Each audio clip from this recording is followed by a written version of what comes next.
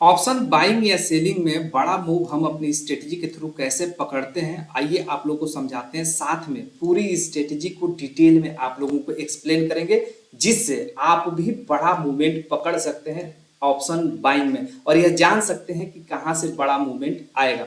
यहाँ पर देख सकते हो 2 मिनट की यह कैंडल है, और यहीं से हमारी स्ट्रेटेजी ने पुट को बाई करने के लिए बोला था, और इस जगह पे आते आते एग्जिट भी बता दिया।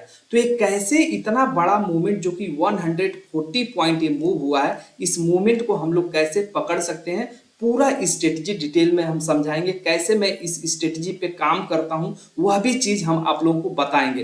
तो ये बड़ा मूवमेंट कैसे कैप्चर करना है, इस वीडियो में यही चीज समझेंगे। और मैं एक जगह और आप लोगों को दिखा रहा हूं, यहाँ देख सकते हैं, यहाँ पर भी एक बड़ी मूवमेंट आई है, यहाँ से लेके यहाँ तक लगभग ये मूवमेंट 240 पॉइंट तक आई है। इस मूवमेंट को कैसे पकड़ सकते हैं, इस वीडियो में पूरे डिटेल में समझेंगे। मतलब ऑप्शन बायर्स के लिए यह वीडियो बहुत अच्छी है, जिसमें यह समझ में आएगा कि हम कौन सी स्ट्रेटजी का इस्तेमाल करके बड़े मूवमेंट्स को पकड़ें, जिसमें हमारा कम से कम 80 से 90 पॉइंट के टारगेट्स भी इजीली गेन हो जाए और मार्केट हमारे फेवर में दिन भर चलता रहे। सेम यही स्ट्रेटजी हम बहुत दिनों से यूज करते आ रहे हैं सिंपल तरीके से, और ये बहुत ही मतलब मेरे लिए अच्छा काम करता है। आप यदि समझ जाते हो तो ये आपके लिए भी बहुत अच्छा काम कर सकता है। तो मैं क्या करता हूं इसके लिए, आइए आप लोग को एक्सप्लेन करता हूं।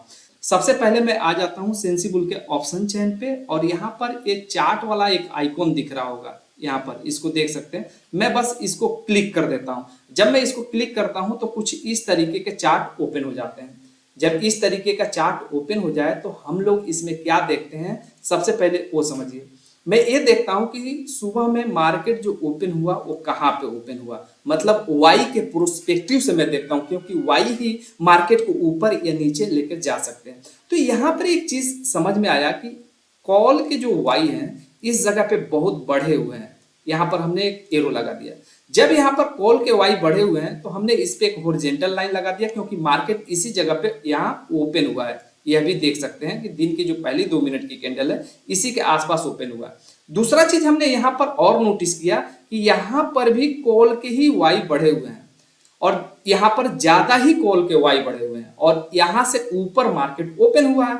और दूसरी बात कि ये जो दूसरा लाइन हमने ऊपर का लाइन ड्रॉ कर रखा है, इसी लाइन को मैं बताता हूं कि यहाँ पर भी कॉल के ही वाई बढ़े हुए दिख रहे हैं। तो जाहिर सी बात है कि यहाँ पर मार्केट रुकेगा नहीं, मतलब यहाँ से ऊपर जाने की प्रोबेबिलिटी कम है। और ऐसा भी नहीं है कि मार्केट ऊपर नहीं जा सकता, लेकिन हाँ, यहाँ पर हम मार्केट की सेंटीमेंट को देख के ट्रेड करेंगे, अपनी स्ट्रेटजी के अकॉर्डिंग ट्रेड करेंगे। अब जब मार्केट ऐसी जगह पे आ जाता है तो हम क्लोजिंग देखते हैं कि इसकी कहाँ हो रही है। अब क्योंकि वाई का लाइन हमने मार्क कर दिया तो जाहिर सी बात है कि एक स्ट्रॉन्ग रेजिस्टेंस बन गया, और नीचे यहाँ पर एक लाइन ड्रॉ कर रखा है, इस लाइन को भी आप देख सकते हैं। इस लाइन को इसलिए ड्रॉ कर दिया क्योंकि ये स्ट्रॉन्ग सपोर्ट बन गया, क्योंकि यहाँ पर देख सकते हो वाई के जगह पे यहाँ पर कॉल और पुट के वाई लगभग लगभग इक्वल हो गए, मतलब मार्केट यहाँ पर रुक जाएगा। और जहां पे मार्केट ओपन हुआ है इस जगह पे हम देख रहे हैं पहले से ही कि कॉल की वाई बढ़ी हुई है, जाहिर सी बात है मार्केट गिरेगा। तो जब हम 2 मिनट की कैंडल का क्लोजिंग देख लेते हैं कि नीचे हो गया, जैसे कि मैं आप लोगों को यहाँ पर इस चार्ट के ऊपर दिखा देता हूं कि मैं यहाँ पर कैसे प्लान करता हूं। जब इस 2 मिनट की कैंडल का क्लोजिंग मैंने देखा कि जो हमारा वाई मार्क किया है हमने, जहां पे कॉल के वाई बढ़े हुए हैं, जहां से मार्केट गिर सकता है, उसकी क्लोजिंग अगर नीचे हो जाती है, बॉडी नीचे बन जाता है, तो ये बताता है कि मार्केट गिरेगा। तो डेफिनेटली यहाँ पर इसी कैंडल का लो ब्रेक होता है। 2 मिनट की कैंडल है, सुबह की पहली कैंडल है, इसका लो ब्रेक होता है, तो मैं यहाँ पर पुट को बाई कर लूंगा और इसी कैंडल के हाई पे अपना स्टॉप लॉस रखूंगा। तो स्टॉप लॉस पहली बात मेरा छोटा हो गया, और उसके बाद से हम इंतजार करेंगे मार्केट को नीचे आने का। कहां तक, ये जहां पे कॉल और पुट के वाई इस लाइन पे इक्वल हो रहे हैं, यदि मार्केट इसको टच करता है तो हम अपना पोजीशन यहां पर स्क्वायर अप कर देंगे। जैसे कि यहां पर आते आते मार्केट ने बता दिया है कि कॉल और पुट के वाई यहां पर इक्वल हो गए हैं। और कहां से पता चल रहा है, वो पता चल रहा है यहां पर जब हम कॉल और पुट के वाई को मार्क करके रखते हैं, कहां पे स्ट्रॉन्ग सपोर्ट है, कहां पे रेजिस्टेंस है, ये लाइन पहले से ही ड्रॉ कर देते हैं, तो पता चलता है कि कुछ बड़ा होने वाला है। और बड़ा होने वाला है कैसे पता चलता है, ये जो वाई के बार हैं यहाँ पर देख सकते हो यही बताते हैं कि कुछ बड़ा हो सकता है। अब देखो ऊपर में कहीं भी मतलब आपको पुट के वाई नहीं बढ़े हुए दिख रहे हैं, सब कॉल के वाई बढ़े हुए, कैसे मार्केट ऊपर जाएगा? ऑलरेडी पहले से ही पोजीशन यहाँ पर बनी हुई है, कॉल का राइटिंग हो रहा है सबसे ज्यादा, तो ऐसे कंडीशन में मार्केट कहाँ ऊपर जाएगा? वो लोग मार्केट को पुश करके नीचे ही ला देंगे, और नीचे ला देंगे तो कहाँ तक ला देंगे? अब देखो यहाँ पर नीचे पुट की वाई यहाँ पर बढ़ी हुई है, अब यहां से नीचे जाना मार्केट को मुश्किल है। सिंपल सा बात है, ये चीज हमारे नजरों के सामने, वाई से बहुत कुछ पता चल जाता है। साथ में आईवी का फैक्टर देख लेते हैं तो ये पता चलता है कि मार्केट में फास्ट मूव होगी या नहीं होगी। जब आईवी 30 से ऊपर हो तो उसमें फास्ट मूवमेंट आने का बहुत हैवी चांस होता है कि फास्ट ही मूवमेंट आएगी, ऑप्शन बाइंग के लिए बहुत ही अच्छा हो जाता है। आईवी जितना बढ़ जाए उतना अच्छा है ऑप्शन बायर के लिए। अब ऐसी कंडीशन में अगर मुझे सेल करना हो तो मैं देख लूंगा, अगर आईवी लो है तो मैं क्या करूंगा कि यहाँ पर ऑप्शन सेल कर दूंगा, लेकिन मार्केट के फेवर में करूंगा। मुझे पता चल गया कि मार्केट यहाँ से गिरने वाला है तो मैं कॉल को ही राइट कर दूंगा, जैसे कि ये कॉल राइटर बैठे हैं उन्हीं के फेवर में मैं राइट करके बैठ जाऊंगा। अगर मार्केट नहीं ज्यादा मूव दिया, वहां पर हिलता रह गया, तो मेरा फिर भी प्रॉफिट हो जाएगा थीटा डीके के वजह से।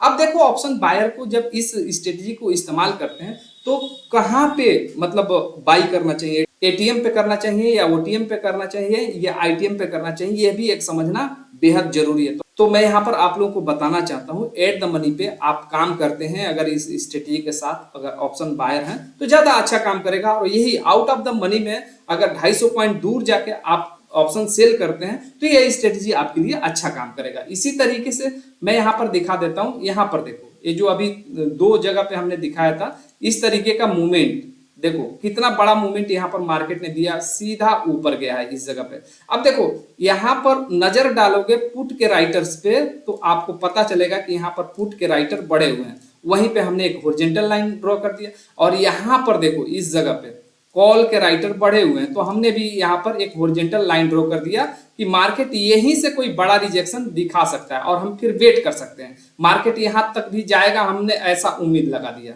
कि मार्केट यहाँ पर भी जा सकता है।